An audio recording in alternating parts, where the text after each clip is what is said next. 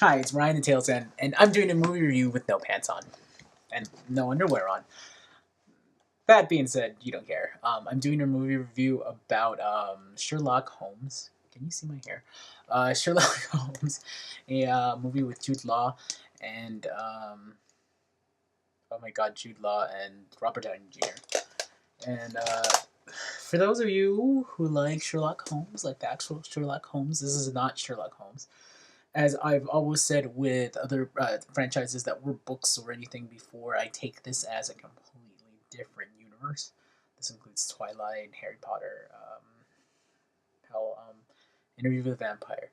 These are all things that someone has taken license to and change a character where it's not going to be at all like the book. Not that Harry Potter is far from the book or Twilight is far from the book, but this is completely different than anything that you would have gotten from Sir Arthur Conan Doyle.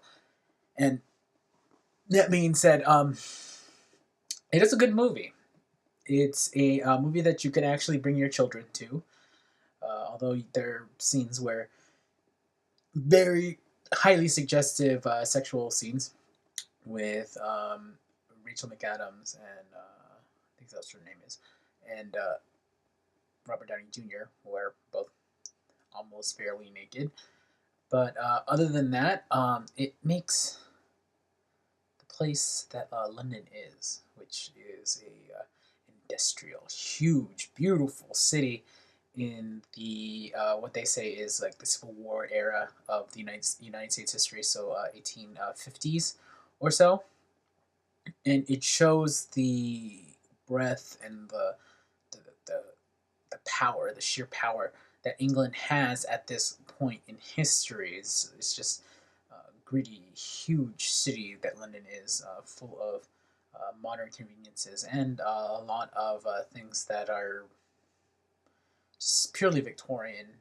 The clothing is beautiful, and other than the sets and everything, the acting is great because it's Jude Law and Robert Downey Jr. and Rachel McAdams. These are all really good actors, and this is not going to be a performance where they disappoint. That being said, Sherlock Holmes is completely different than what he is. We're getting to a point where Holmes and oh my God, what's the name of the guy? Watson are about to go in their last case, and the movie is set where Watson is about to get married, and the undercurrent of the story is that Sherlock Holmes is a master in deduction, logic, things forensic criminology is what the word would be today, but the way that he picks out things through smell and taste and touch, whatever, are things that you might be able to see through CSI. This includes worms and things like that. But he is a completely different character. Sherlock is vaguely, if not really, pretty kind of homosexual until he gets to Rachel McAdams. I mean, uh, Watson and Sherlock have this strange homoerotic relationship together, and it's mirrored through the whole movie. Uh, Although he is completely affected by Rachel McAdams, I forget what her name is, Adele, in the movie.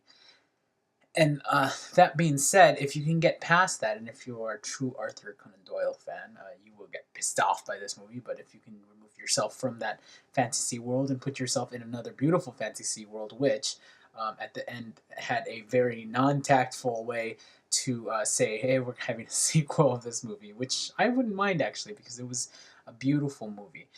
The use of CGI in this movie is really actually very heavy, but is done in such a way that you don't notice that it is. So slow motion explosions and uses of electricity, where at a time when electricity was not widely used yet, and beautiful fight scenes, precursors to huge fights and Parliament, and it's just a beautiful, beautiful work. Acting is great too. Um, is this the best movie in the world? No, Is this entertaining? Yeah, definitely. I would give it a B, a B plus, something like that, because it's not the best movie that I've seen this year. The best movie I've seen this year is Invictus, I think, and but I mean, just the acting and the beautiful scenes and the costumes is just wonderful. There's a subplot in there, not a subplot, but a thing that harkens to animal cruelty. They Holmes and Sherlock, wait, Holmes and Sherlock, Watson and Sherlock go and not exactly poison the dog, but practice experiments of stuff on the dog, maybe rub or anesthetic or whatever it may be. The dog looks like the dog from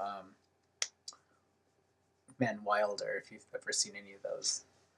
There's a bulldog in Van Wilder, there's a bulldog in here, same thing. Kind of the same usage as well. But I would definitely go see it.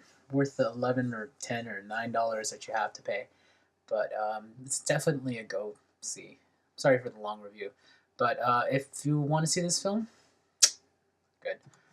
I'm Ryan the Tails End, and I shall talk to you later. Bye bye.